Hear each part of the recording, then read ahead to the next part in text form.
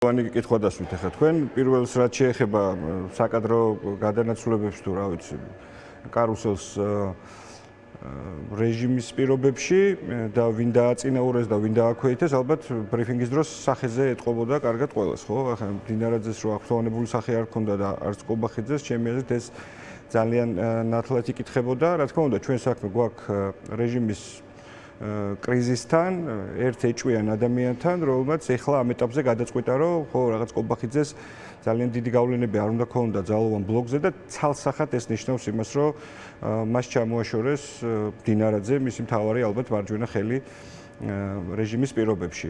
ასევე შინაგან საქმეთა მინისტრად დანიშნული ჩვენი აჭარის მთავრობის ყოფილი თავმჯდომარე უკვე ბატონი თამაზაშვილი ცალსახად არ არის, რა თქმა უნდა. კობახიძის კადრი ყველამ ძალიან კარგად იცის, რომ ეს არის პირადად ბიძინა ივანიშვილისთან დაკავშირებული ადამიანი და კობახიძის გავლენა. ოჯახის ახლობელი კი, ნამდვილად ეგრეა და კობახიძის გავლენა თამაზაშვილზე რა თქმა უნდა იქნება მინიმალური.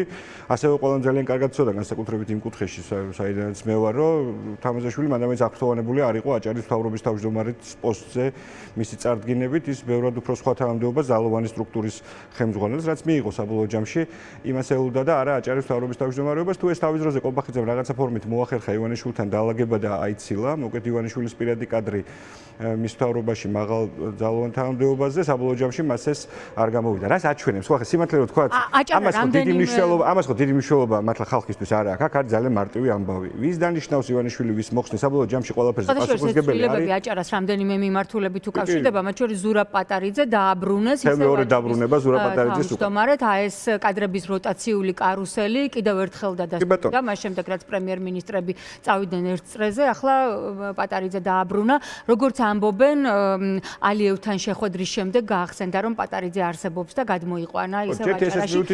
რა შეგიძლიათ ამაზე თქვა და საერთოდ რა მოვლენები უკავშირდება ზურაბ პატარიძეს, მის გარემოცვას, მის გუნდს აჭარაში, რა განწყობებია? კი ბატონო, სანამ ამაზეც გიპასუხებ, წინა აზრს დავამთავრებ, მოკლედ არაფერი იცვლება ქართველი კაცისთვის, ივანიშვილი ვის დანიშნავს ძალოვანი სტრუქტურის ხელმძღვანელად და ის უფრო ახლო თუ შორ ურთიერთობაში იქნება ასევე მის მიერ დანიშნულ კობახიძესთან, ამითი რეალურად ქვეყანაში მართლა არაფერი იცვლება სასიკეთოდ ადამიანებისთვის, უნდა გვესმოდეს, რომ ეს არის ერთი შეშინებული ადამიანის, ეჭვიანი ადამიანის რაღაცა მორიგი ტიპის გადანაცვლება თანამდებობებით თამაში მის ქვემოთ მოკლედ განლაგებულ რაღაცა ვერტიკალზე. ამიტომ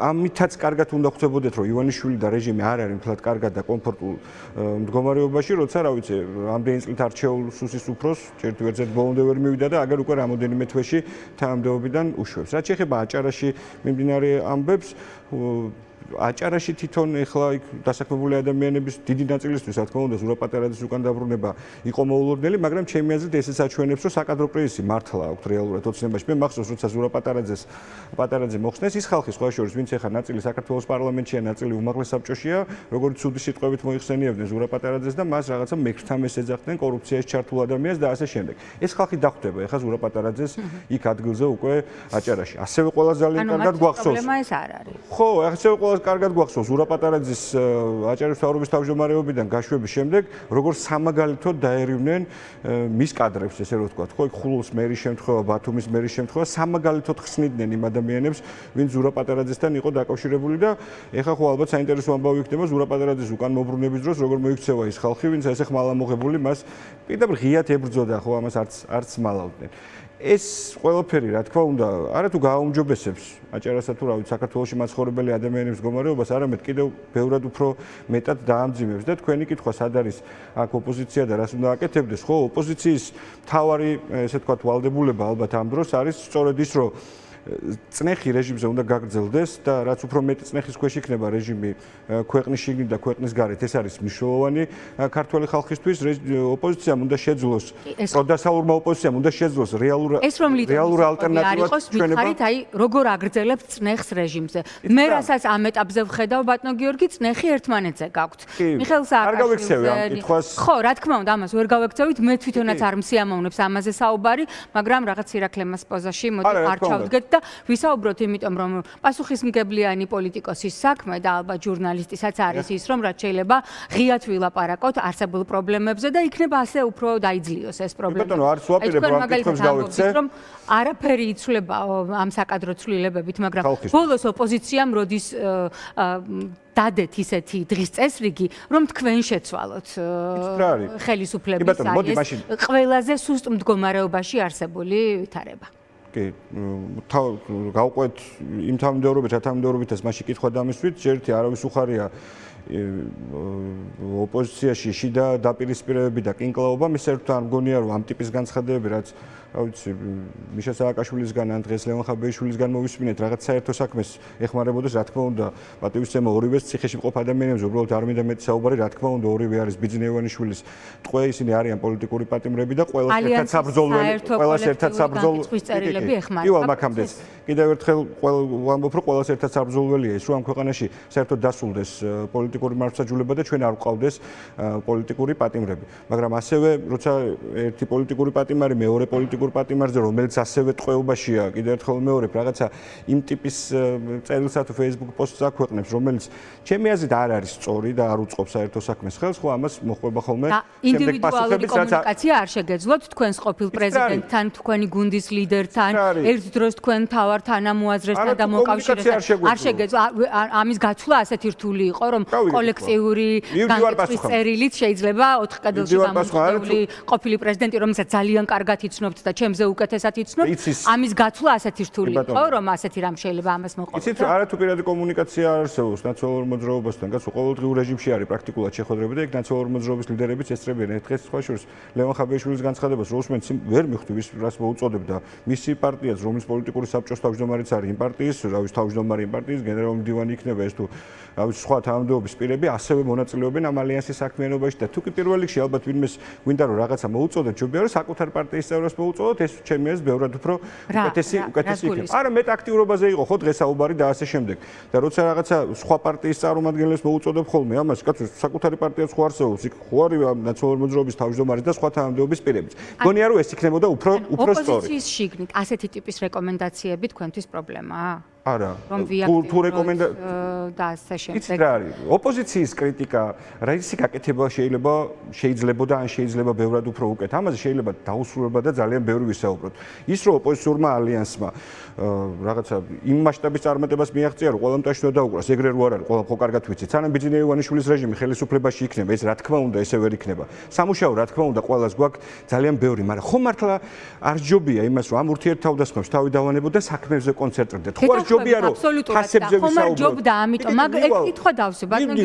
ხომ არ ჯობდა ამიტომ, რაც ნახეთ და არ მოგეწონათ. ეს თქვენთვის გუნდში გადაგეწყვიტათ, პირადი კომუნიკაცია ქონოდათ და ჩვენ უფრო პასუხისმგებლიანად მოგგვცეოდით თქვენს ამ მომრჩეველს, რომელსაც სხვა გზა არ აგვაქვს. თქვენ ხართ ჩვენი ოპოზიცია, ჩვენ მოგყვებით თქვენ და გვინდა რომ ჩვენი მოსაზრებები და სურვილებიც გაითვალისწინოთ. ხო მე როგორც ამომრჩეველი გესაუბრებით და როგორც ჟურნალისტი გისვამთ კი. როგორც ადამიანი, რომელსაც არ გინდათ არა რეჟიმის პირობებში ცხოვრება, არამედ ნორმალური ცხოვრება გინდათ და გინდათ რომ ამ ქვეყანაში იცხოვროთ. სწორია თქვენი პოზიცია. რა თქმა უნდა ჯობდა და სწორიც არის რომ ჩვენ ვისაუბროთ გაზრდილ ფასებზე, იმ უბედურებაზე ვისაუბროთ, რაც მართლა ეხლა გვჭირს, ხო? როცა მაგალითად ბათუმში ადამიანები თურქეთში გადადიან, პირველადი მოხმარების პროდუქტები შეეძენათ, მედიკამენტები შეეძენათ, რომელიც ბევრად უფრო იაფია და ბევრად უფრო მეტად ხარისხიანია, ხო? რა არის იმისთვის საჭირო, რა უნდა გაკეთდეს ახლა ქვეყანაში, რომ ფასები ესე უაზროდ არიზრდებოდეს და ამაზე ვსაუბრობთ კიდეც, იქ გადასახადების შემცირება არის მნიშვნელოვანი და არა ამ ეგრეთ წოდებულ პარლამენტში რაღაც ეგრეთ წოდებული კომისიების შექმნა და პირიქით ამ კომისიის ყოველის ხდომის შემდეგ პირველადი მოხმარების პროდუქტებზე ფასები იზრდებოდა. როცა საწვავზე ფასები არის გაზრდილი, რა რეკომენდაციები უნდა არსებობდეს, კი არა და რა უნდა იყოს რეალურად პასუხისმგებლიანი ხალხის პოზიცია, ამაზე უნდა გვესაუბრა და ვისაუბრეთ კიდეც, ხო, ეგ აქციზის ნაწილი იყო. ასევე მედიკამენტებთან დაკავშირებით როგორ შეიძლება ბავშვს მედიკამენტი სჭირდებოდეს და ამასობაში შენ მილიარდზე მეტის ავტოპარკი ქონდეს, უამრავ ხელფასსა და პრემიას ღებულობდე, გაზრდილ ხელფასებს გულისხმობ, ბუნებრივია ამხელა კორუფცია ქონდეს, რომ შენ თვითონ გვაჩვენებდე, რომ რაღაცა როგორ მიაქვს პრემიერ-მინისტრს თუ მინისტრებს სახში მილიონები და ამასობაში ამბობდე, რომ ფული არ აქვს ბავშვო წამალი უყიდოთ. რა თქმა უნდა, ამაზე უნდა ვისაუბროთ და ვსაუბრობ კიდეც ეს რამდენადაც არის შეაძლებელი. ხო, როცა ეკოლოგიის მოტივით კიდევ უფრო მეტად აძვირებ ადამიანების ცხოვრებას ამ ქვეყანაში, ავტომობილებზე ახალი გადასახადების დაწესებას გულისხმობ. თუ მართლა ეკოლოგიაზე ვფიქრობთ, 2020 წლამდე გამოშვებულ ავტომობილებზე უაზრო გამბაჟების გადასახადი კი არ უნდა გქონდეს. კაცო, ახლებზე გავაიაფოთ, რომ ადამიანებმა ეს შეძლოს. რა თქმა უნდა, ეს არის სწორი. და როცა ამაზე საუბრის დასვლად რაღაცა ურთიერთთავდასხმა, ეს რა თქმა უნდა არ არის კარგი. მას შორის, რა თქმა უნდა, მე მესმის თქვენი, მაგრამ არ არის კარგი, როცა თავს მესხმით ნიკამელიას და თან ამას სობაში ვამბობთ, რომ ჩვენ გვჭირდება პოლიტიკოსები, რომლებიც ხალხში ბევრს იმოძრავებს და არწმუნებს გამარჯვების რწმენას მისცემს. მე მაგალითად მიმაჩნია, რომ ნიკამელია ერთ-ერთი ყველაზე გამორჩეული ადამიანია, ვისაც ახლა ამის გაკეთება საქართველოს შეუძლია. როცა ვამბობთ, რომ მადიარი არ ყავს საქართველოში და უნგრეთის მოდელი ვერ გადმოვიღეთო.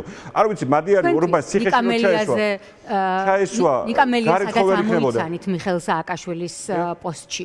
ეს უფრო მნიშვნელოვანია თუ ის პრობლემები, რაზეც უნდა ილაპარაკო? ჩემთვის რაც არის მნიშვნელოვანი, ამ პრობლემებზე გესაუბრებით ეხლა და ეგრე წარმომიდგენია მე ალიანსისა თუ ყველა პასუხისმგებლიანი ადამიანის მოქმედება, როცა ამ პრობლემებზე არის აქცენტი, როცა ფასებზე, მედიკამენტებზე, ადამიანების ცხოვრებაზე, უსაფრთხოებაზე, კეთილდღეობაზე არის. რომ არც ნაცები, არც კოცები ეს ლოზუნგი არ მუშაობს. ქავატონთია, რა ვიცი, ან ჩემგან, ან ალიანსის სხვა წევრებისაგან ეხლა ამ მესიჯით მოძრაობა ან თქვენ ან ვინმემ სხვა ოპოზიციისგან უნახე. მე არ ვიცი, მაგრამ ალიანსი არ დაუწერია, მაშინ კონკრეტულად ნიკამელია, გიორგი. ჩემი აზრით დაწერა, მაგრამ აღარ მინდა საუბარი. თქვენი აზრით დაწერა ფაქტს გულისხმობ. თქვენ ვინ ამოიცანით, ეგ ხო მეორე ხარისხოვანია. თქვენ ვინ გინდოდათ იქ დაგენახათ, ეგ ხო ერთი არის, მაგრამ რეალურად და მე მიხეილ სააკაშვილმა ხო დაწერა, რომ არ მიგულისხმიო. ხო შეგეძლოთ თქვენც უკან დაგეხიათ და აღარ მიგეძღვნათ კოლექტიური განცხადება. და არ გაგემწვავებიათ ამ მიმართულებით. ანუ დღის წესრიგი ასე კი არ შეგექმნათ. შეგექმნათ მართლა ფასებზე საუბრით, შეგექმნათ მართლა წამლებზე საუბრით და ქავატონთია, მართლა მაინტერესებს, რაზე ვსაუბრობ ჩვენ. როცა ეს ვამბობთ, რომ ეს არის ალიანსი, რომელიც განსხვავდება სხვა გაერთიანებისაგან იმითი, რომ ჯერ ერთი გვაქვს ჩამოყალიბებული ხედვა. არა, ნახეთ, ჯერ ერთი გვაქვს ჩამოყალიბებული ხედვა, როგორ თავდება ბიზნეს ევანიშვილის. მართლა განსხვავდება, იცით როგორ ჩანს, იმიტომ რომ ალეკო ელისაშვილის საქმეზე ჩვენ ვხედავთ ლელო, რომელიც მასთან მკვეთრ დაპირისპირებაში იყო, გვერდით დაუდგა და ახლა როცა მას ტერორიზმით ასამართლებენ, ამბობენ, რომ დაიცავენ ბოლომდე და თქვენ მიხეილ სააკაშვილზე ამბობთ, რომ სანამ მას კუთვნილ ადგილს არ მიუჩენთ, მანამდე განსხვავებული ალიანსი იქნებით. ასე ჩანს ეს ყველაფერი. მაგალითად დღეს მაგალითად ბრიტანეთის ელჩთან შეხვედრის შემდეგ თამარ ჩერგოლეიშვილი ამბობს, ვინც გვირთდება, თავად გვეტოლება და არა პირიქით. ვისთვისაც თანასწორი პარტნიორობა მიუღებელია, იმას ალიანსში არაფერი ესაქმება, კარი ფართოა, ანუ კარისკენ მიუთითებთ კიდევ თქვენს პარტნიორებს და აღარ უნდა დასრულდეს ამაზე ლაპარაკი, ანუ მე რამდენი პინგ-პონგი უნდა იყოს ციხესა და თავისუფლებაში. შეიძლება რომ გიპასუხოთ. შეიძლება ქალბატონი თამარი ალბათ თავად ბევრად უფრო უკეთესად გასცემს პასუხს. დასმულ კითხვას. მე გეტყვით რა განსხვავებაა თქო ალიანსსა და ყოველ შემთხვევაში როგორ წარმოგვედგინა, როცა იქმნებოდა ეს ალიანსი და მე ვიყავი მათ შორის ჩართული აქტიურად ამ ალიანსის რაღაც ფორმირების ნაწილში, როგორც პარტიის შიგით, ისე სხვა პარტიებთან კოორდინაციის ნაწილში და მიმაჩნია რომ ეს იყო სწორი, ეს იყო საზოგადოების დაკვეთა. მაგრამ რა განსხვავება ხო სხვა ტიპის გაერთიანებასა და იმ ალიანსს შორის, რომელიც ჩვენ გავაკეთეთ და რა უნდა ყოფილიყო. გარდა იმისა, რომ ჩამოყალიბებული მკაფიო ხედვა გვაქვს, როგორ უნდა დასრულდეს ივანიშვილის რეჟიმი და ამაზე ვთანხმდებით. ეს არის არღიარება აქ შიგნით რეჟიმის, მუდმივი წნეხი მასზე, არ გაჩერება და ბრძოლა ქვეყნის შიგნით, საერთაშორისო წნეხი, რეალური ალტერნატივის ჩვენება და რეალური ალტერნატივის შეთავაზება მოქალაქეებისთვის მნიშვნელოვანი საკითხები, როგორ გადაწყდება. ხო, ამასთან ერთად ამ ალიანსს სხვა გაერთიანებისგან ალბათ გამოარჩევდა ის, რომ კონკრეტულ წესებზე შევთანხმდით ურთიერთთანამშრომლობისა, რომელშიც ძალიან მკაფიოდ წერია, რომ ერთმანეთს თავს არ უნდა დავესხათ და რაღაც ერთმანეთთან გარიგებულები და რაღაცები არ უნდა ვეძახოთ. მე მგონია, რომ ეს არის ძალიან სწორი. თუ ამ წესს ყველა დავიცავთ, ეს იქნება კარგი. ეს იყო ალიანსის პათოსიც იმ ცნობილ განცხადებაზე, რომელსაც თქვენ მეუბნებით, მე მაშინ მხოლოდ ეს წავიკითხე და რაც უფრო მალე ამოვწუროთ ამ პრობლემას და ვიქნებით ორიენტირებული უფრო აქტიურად მნიშვნელოვან საქმეზე. თქვენი ალიანსის მეორე წევრისთვის პოლიტიკური პროსტიტუცია. იცით რა, ეს ალიანსი და ამაზე საერთო განცხადება არ გვინახავს. ეს ალიანსი არ ნიშნავს იმას, რომ ეს არის რაღაც ერთი პოლიტიკური მარტო ერთი პარტიის მიმართ გაქვთ განსაკუთრებული სენსიტიურობა. მანამდე მეუბნებით ამას, იცით, ჩემი დამოკიდებულება თქვენ მიხეილ სააკაშვილისადმით ზუსტად იცით ის, რომ რას ვფიქრობ მე მასზე და როგორ მიმაჩნია, რომ მართლა თუ კი რამე მნიშვნელოვანი რეფორმები არის გატარებული ამ ქვეყანაში ხო დამოუკიდებლობის მოპოვების შემდეგ, რაც თქმა უნდა ეს ყველაფერი მოხდა მისი ხელმძღვანელობით, მისი აქტიური ჩართულობით და ასე შემდეგ, მაგრამ ეს არ ნიშნავს იმას, რომ მას ჰქონდეს საშუალება ეხა თავს დაესხას ასევე მეორე პოლიტიკურ ლიდერს და მელიას და რა თქვა აი ჩემი ეს არ იყო სწორი განცხადება ეს არ იყო სწორი განცხადება ამაზე ალიანსმა გამოხატა თავის პოზიცია და აქ დაისვა წერტილი ეხა გაგრძელება იმისი და კიდე ამ თემაზე საუბარი სხვადასხვა პოლიტიკური ლიდერების მხრიდან მე არ მიმაჩნია სწორად ჩემი აზრით მნიშვნელოვანი არის რომ მე და თქვენ ეხა მეტი დრო დაგვეხარჯა იმ პრობლემებზე საუბრისთვის და ასევე მეტი დრო დაგვეხარჯა იმაზე ალიანსი როგორ უყურებს ან რავი ჩვენი პოლიტიკური გუნდი როგორ უყურებს ამ მნიშვნელოვანი საკითხს გეთანხმებით აბსოლუტურად და მაშინ მივყვეთ ისევ მიხეილ სააკაშვილის სტატუსს სადაც მას რეკომენდაციების სახით აქვს რა თქმა უნდა იმიტომ რომ ძალიან საინტერესო რეკომენდაციებია რომელზეც თქვენი აზრი როგორც პოლიტიკოსის ძალიან მაინტერესებს ის წერს დიდი შეცდომა იყო ეროვნული პატრიოტული თემის ქოცებისთვის დათმობა. მაშინ როცა იგივე ნაციონალური მოძრაობის ხელისუფლება იყო ღრმად პატრიოტული, ჯანსაღად ნაციონალისტური ხელისუფლება, მაშინ როცა ამათ პატრიოტიზმი ცინიკურ იმიტაციამდე დაიყვანეს და სინამდვილეში სამშობლოს აქტიურად ყიდიან და ჩვენ ვერ შევძელით ამის სათანადოდ კარგად ახსნა. დიდი შეცდომა იყო ოპოზიციის მხრიდან ომის და მშვიდობის თემის იგნორირება. უნდა აგვეხსნა რომ სწორედ ქოცური კაპიტულანტობა განიარაღება მეგობრების დაკარგვა იწვევს აქ ომს. განსაკუთრებით დიდი შეცდომაა კონკრეტული სოციალური თემების თითქმის სრული იგნორირება. ისე რომ ეს ხალხს უქმნის შთაბეჭდილებას, რომ ოპოზიცია ისე კარგად ცხოვრობს და მას ხალხის პრობლემები არ აინტერესებს და ძირითადად დაკავებულია საკუთარი თავის წარმოჩენით და ურთიერთგარჩევებით. შეცდომაა პოლიტიკის მთლიანად ქუჩით ჩანაცვლება.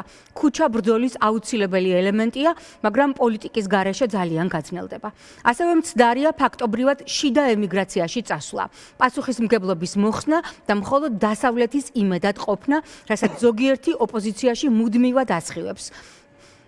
მუდმივი მკითხაობა აბა რუბიომ ამაზე დარეკა ალიევმა რა ჩამოიტანა იმის ნაცვლად რომ ვიფიქროთ ჩვენ რა უნდა გავაკეთოთ.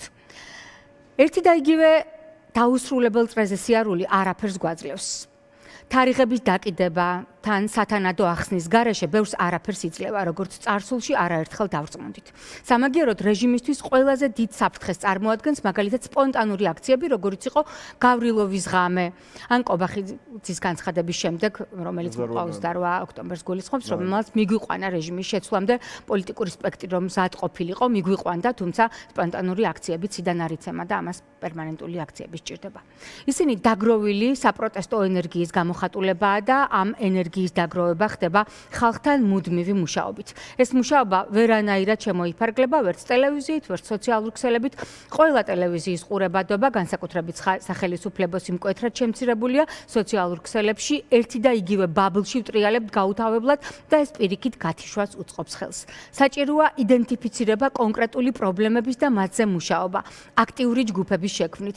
იმის გამოცხადება, რომ ახლა ჩვენ ვერ დავწვრილმანდებით. მთავარი ივანიშვილი შეიცვალოს და მე ყველა პრობლემა თავისთვის მოგვარდება, ჩემი აზრით ძირშივი არასწორია და როგორ უნდა შეიცვალოს თუ მოვლენების სათავეში არ ჩახვალთ, ეს აუცილებელია. განსაკუთრებით მცდარია ის გამონათქვამები, რომ ფართო მასის აზრზე მეტად საკუთარი ვიწრო წრის აზრი გაინტერესებთ. ასეთი მიმართულება უფრო ადვილს ხდის ოპოზიციის ნეიტრალიზაციას, ვინაიდან მათ მჯდომარე სამიზნედ აქცევს. მაშინ, როცა კონკრეტულ პრობლემებზე მომუშავე ადგილობრივი მთლიანობაში მოუხელთებელი ჯგუფები პრობლემას უქმნიან რეჟიმს და პატარ-პატარა გამარჯვებებს იპოვებენ, რომელიც შემდეგ გადაიზრდება დიდ გამარჯვებებში, იმიტომ რომ საყოველთაო საპროტესტო ენერგიას აგენერირებს. ეს ყველაფერი გამოსწორებადია, მე არც იმ თეზის ვეთანხმები, რომელიც განსაკუთრებით უნგრეთის ამბის შემდეგ მუსირებს, რომ მხოლოდ ძლიერი ლიდერი შეძრებს სიტუაციის შეცვლას. ასე მართლა იყო ვარდების რევოლუციის დროს, მაგრამ შევარდნაძე დიქტატორი არ იყო. მით უმეტეც არც ორბანი. აქ დიქტატურაა. ამიტომ ბევრი სხვადასხვა ჯგუფის ასიმეტრიული მოქმედებებით და საჭირო დროს გაერთიანებით ააყირავებს დიქტატურას. და რა უნდა მოხდეს რეჟიმის შეცვლის მერე. ახლა გამეფებული კონცეფციაა, რომ მხოლოდ კოალიციური მთავრობა გადაარჩენს საქართველოს. მიუხედავად იმისა, რომ ამ თეზის წინააღმდეგ წასვლა იწვევს ლიბერალების წასევას, მე მაინც ვიტყვი, რომ კოალიციური მთავრობა არის დემოკრატიული მმართველობის ყველაზე უარესი ფორმა. რატომ უარესი? იმიტომ რომ კოალიცია იწვევს პოლიტიკურ კორუფციას. როცა რესურსები იმის მაგივრად, რომ ხალხისკენ მიიმართოს კოალიციის სხვადასხვა წევრების მოსყიდვას ხმარდება, ასევე კოალიციის პირობებში ბევრად უფრო ჭირს გადაწყვეტილებების მიღება. ოპოზიციის ერთ-ერთი მთავარი სისუსტე იმაშია, რომ ის ძალიან ადვილად პროგნოზირებადი გახდა დიქტატორისთვის. საერთო ჯამში ოპოზიციამ უნდა შეწყვიტოს წინასწარ მომრგვალულ ტრაექტორიით ერთი და იგივე წრეზე სიარული უნდა შეწყვიტოს რეჟიმის მიერ შემოგზავნილი სუბიექტების ფულის აღება, ვითომ უმნიშვნელო კომპრომისების ფასად უნდა შევწყვიტოთ პიროვნული გარჩევები და სამიზნე გავასწოროთ საქართველოს ისტორიაში ყველაზე დამანგრეველ ცინიკურ სასტიკ რეჟიმზე და ხალხთან ერთად მოუსავლეთში გავუშვათ ის.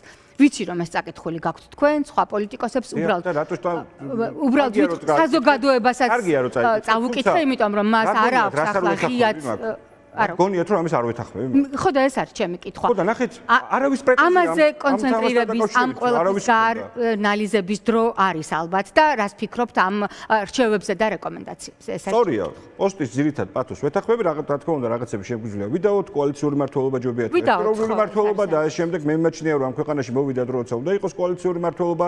კოალიციური მართლობის პირობებში ბევრად უფრო სწრაფად არის შესაძლებელი იმ ტიპის მნიშვნელოვანი ცვლილებების გატარება, რომელიც ეხა ხალხს სჭირდება, მაგალითად გულისხმობ მართლმსაჯულების რეფორმას, სასამართლო რეფორმას და ასე შემდეგ კოალიციური დაბალანსებული რაღაცა პოლიტიკური ძალების მიერ შედგენილ მთავრობაში ეს ბევრად უფრო ეფექტურად, სწორად და ბევრად უფრო სანდოდ მოხდება. თუმცა ეგ ხო არ არის შესაძლოა რომ ვიღაცა ესე არ ფიქრობდეს და ამაში არ არის ტრაგედია. რა თქმა უნდა და ამიტომ მინდა ამას რატო გონიათ რომ სააკაშვილთან არა, ახლა კი არ ვდაობთ.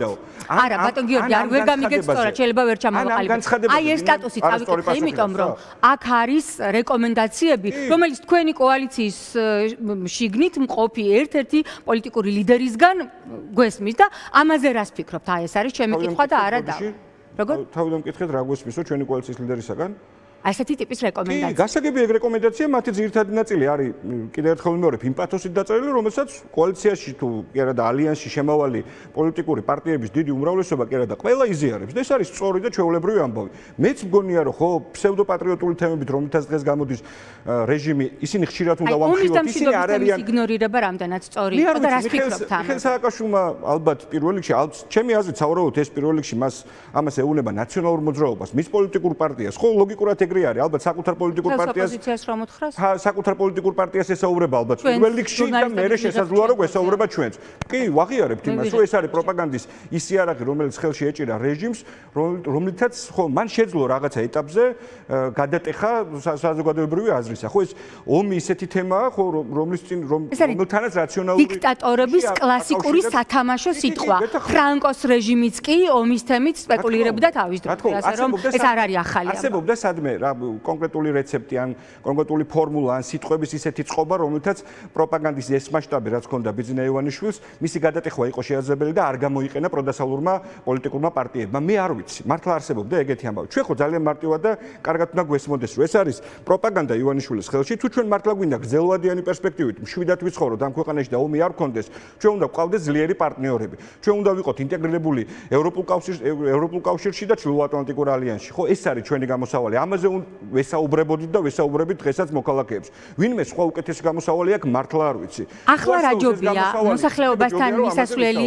სასაუბრო ენა ახლა როგორია? კონკრეტული თემები, ფასები, პრობლემები, სოციალური თემატიკა თუ საგარეო პოლიტიკა, მშვიდობა, ეს ყველაფერი ერთმანეთთან არის კავშირში. ევროპა, დასავლური ინტეგრაცია. ევროპაზე კი არ უნდა ვისაუბროთ, ხო, იმ მნიშვნელოვან პრობლემებზე უნდა ვისაუბროთ, რაც ხალხს აწუხებს. მე მგონია, რომ ესენი ძალიან მჭიდროდ არის ერთმანეთთან დაკავშირებული და ამიტომ არის კარგი, თუ სწორად მოვახდენ ჩვენ კომუნიკაციას მოსახლეობასთან. რას ნიშნავს ევროპა ჩვენთან და ევროპულ კავშირში ინტეგრაცია, ხო? ნიშნავს იმას, რომ 370 და 400 ლარი როა დღეს საქართველოში პენსია 10-ჯერ მეტი უნდა იყოს, იმიტომ რომ ევროპაში საშუალო პენსია 4200 ლარია.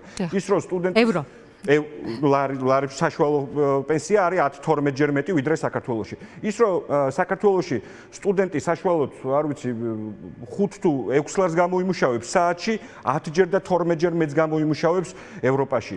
და ასე შემდეგ. ის რომ საბანკო პროცენტი 4-ჯერ ნაკლებია ევროპულ კავშირში, ევროპის კავშირში ვიდრე საქართველოში. და ჩვენი ინტეგრაცია ევროპასთან, ჩვენი დაახლოება ევროპასთან სწორედ ამას ნიშნავს. ეს ნიშნავს, რომ სტუდენტი უკეთეს სამსახურს ნახულობს, უკეთეს განათლებას ღებულობს. ეს ნიშნავს იმას, რომ საქართველოში სადაც დასაქმებულთა 45% 1000 ლარზე ნაკლებს იღებს. იმ ფასების შემხედვარი, რაც ქვეყანაში გვაქვს, ეს იქნება მედიკამენტებზე თუ სურსათზე, ხო წარმოუდგენელია ცხოვრება და ამიტომაც გარბის ხალხი. და რა ხდება ამასობაში ევროპაში? ხო რა არის საშუალო ხელფასი რამდენჯერ მეტია და მისი შეფარდება იქაურ ფასებთან. ეგ არის სწორედ ევროპა ჩვენთვის, ამიტომაც გვინდა ჩვენ სიარული სწორი გზით, არა უკან რუსეთისკენ და უბედურებისკენ, არამედ სწორი გზით მოძრაობა და რა უშლის ამ ყველაფერს ხელს და რატო უშლის ივანიშვილი ამას ხელს? იმიტომ რომ ევროპაში არის მთავარი ამბავი, ხო რაც საქართველოს ამ წუთას ევროპასთან დაახლოებას ხელს უშლის, ეს არის ივანიშვილის რაღაცა წარმოდგენა ცხოვრებაზე ისეთი, რომ სანამ ცოცხალია, მუდმივად ხელისუფლებაში უნდა იყოს. თვითონ უნდა მართავდეს ყველას და ყველაფერს და არ ვიცი, შეაძლოა მე ოჯახის სხვა წევრებისთვის ფიქრობდეს ძალაუფლების გადაცემას. ეს შეუთავსებელია ნორმალურ ცხოვრებასთან და ბუნებრივია შეუთავსებელია ევროპის კავშირთან. ხო, ეს არის, ამიტომაც ვამბობთ, რომ ივანიშვილი და მისი რეჟიმი არის ყველასთვის მთავარი სამიზნე. ეს არის მთავარი წინაღობა, რაც ჩვენ ხელს გვიშლის ნორმალური ხელფასის, ნორმალური პენსიის, ნორმალური, რა ვიცი, ჯანდაცვის და ნორმალური ცხოვრებისა და რაღაცა კეთილდღეობის მიღებაში. ალიანსის მთავარი ეგ არის ასეც მე ხა გესაუბრებით, ჩემი ეს ეგ არის მთავარი სასაუბრო, რასაც საუბრობს ალიანსი, რასაც საუბრობდა გუშინ და რასაც უნდა ისაუბროს სხვა. მე ყოველ შემთხვევაში ეგრე მესმის ჩვენ ამის ირგვლივ ვართ გაერთიანებული და ამაზე უნდა ვისაუბრო და არა რაღაცა ეს პირად შეურაცხყოფი ვარჩიოთ ერთმანეთს. აი ახლა ალიანსის მთავარი თარიღი არის 26 მაისი. 26 მაისისთვის გეგმავთ რა, ხო, კი, 26 მაისი არის მნიშვნელოვანი თარიღი, როცა დემონსტრაციას და ხო, რას გეგმავთ? მოკლედ აი ეს არის ჩემი კითხვა, რისთვის ემზადებით 26 მაისს? მნიშვნელოვანი არის წნეხი ბიძინა ივანიშვილზე ქვეყნის შიგნით და უპირველესად სწორედ ქვეყნის შიგნით. რა თქმა უნდა, ეს მოიცავს ფართომასშტაბიან აქციებსაც. მე იმედი მაქვს, რომ რაღაცა თუ ყველანი ნორმალურად ვიმუშავებთ და ერთმანეთს ხელს არ შეუშლით, ჩვენ გვექნება საშუალება იმისი, რომ 26 მაისს ქართულ ხალხთან ერთად იმდენი გამოვიდეთ ქუჩაში, რათა კიდევ ერთხელ ქვეყნის შიგნითაც ყველა და ქვეყნის გარეთაც დარწმუნდეს, რომ ქართული ხალხი ბრძოლას არ წყვეტს, ის თავისუფლებისა, დემოკრატიისა და უკეთესი ცხოვრებისთვის ბრძოლას აგრძელებს და ეს თარიღი არის სწორედ 26 მაისი, ასევე სიმბოლურად ძალიან მნიშვნელოვანი და დიდ დღეს შერჩეული. მას აქვს თავის შესაბამისი კამპანია. რამე ახალი კამპანიის საწყისი შეიძლება გახდეს ეს თარიღი? გინდათ რომ ხალხის რაოდენობა დაინახოთ, ახალი აქციების ტრიგერი დაიწყოს ამითი?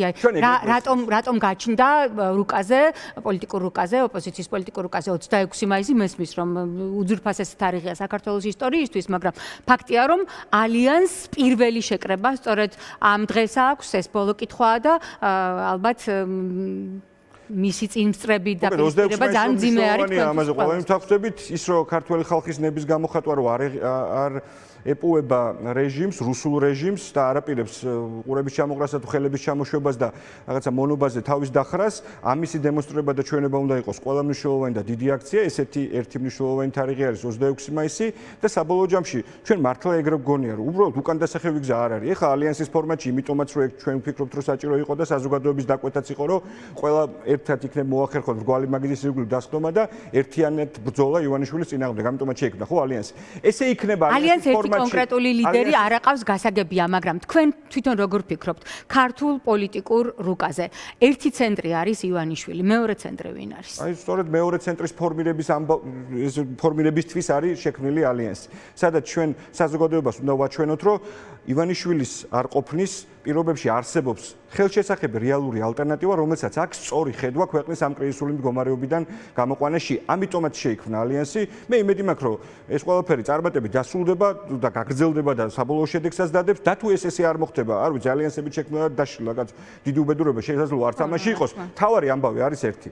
ძალიან ბევრ ადამიანს ამ ქვეყანაში ძალიან ბევრ ადამიანს არა, ძალიან ბევრ ადამიანს ამ ქვეყანაში ეს იქნება, რა ვიცი, პოლიტიკური პარტიის წევრები, თუ უბრალოდ მოქალაქეები ძალიან მყარად აქვს გადაწყვეტილი ის, რომ არ შეეპოებიან ამ ქვეყანაში რუსულ რეჟიმს და მის წინააღმდეგ ბრძოლა იქნება გამარჯვებამდე. არავინ აპირებს ქვეყნიდან გაქცევას და ის რომ ეს მართლა ესეა განსაკუთრებით, რა ვიცი, მე წარმოვადგენ იმ პოლიტიკურ პარტიას და იმ პოლიტიკურ კოალიციას, რომლის ყველა ლიდერი დაჭერილი იყო. ნაწილი ეხლა ციხეში ყავს, ნიკამელია და ელენე ხოშტარია, ზურა ჯაფარიძეზე და ნიკა გვარამიაზე, დამატებით სისხლის სამართლის საქმეებია აღძრული. ნიკამელია, რომელიც უკვე ორჯერ ყავთ დაპატიმრებული, კიდევ ორი სისხლის სამართლის საქმეა აღძრული და მეტი აღარ ვიცი, როგორ უნდა ვაჩვენოთ ჩვენ, რა ვიცი, ერთმანეთს პირველ რიგში ალბათ თუ ეგ არის კიდევ ერთხელ ვიმეორებ, საჭირო რომ მართლა საკუთარი ტყავი კი არა, კაცო, თავისუფლება ოჯახების კეთილდღეობა, ბავშვების მომავალი, ყველაფერი გვაქვს შეგდებული სასწაული. კი ბატონო, ამას ვხედავთ და ამიტომ ვართ ოპოზიციის გულშემატკივარი და ამიტომ გვინდა რომ ერთმანეთში გაურკვევლობები დასრულდეს. მადლობა ბატონო. თუმცა ჩვენ კარგად უნდა გვესმოდეს, რომ ქართველი ხალხის ამ გმირულ ბრძოლას, რომელიც უკვე მეორე წელია ძალიან აქტიურად მიმდინარეობს, ხო, აქ კონკრეტული ხელშესახების შედეგებიც. ის რომ ივანიშვილი არის ამ დღეში, ეს არის ქართველი ხალხის ბრძოლის დამსახურება და დარწმუნებული ვარ, რომ კარგი ხალხი ვარ ჩვენ და გავალთ აუცილებლად ბოლოში.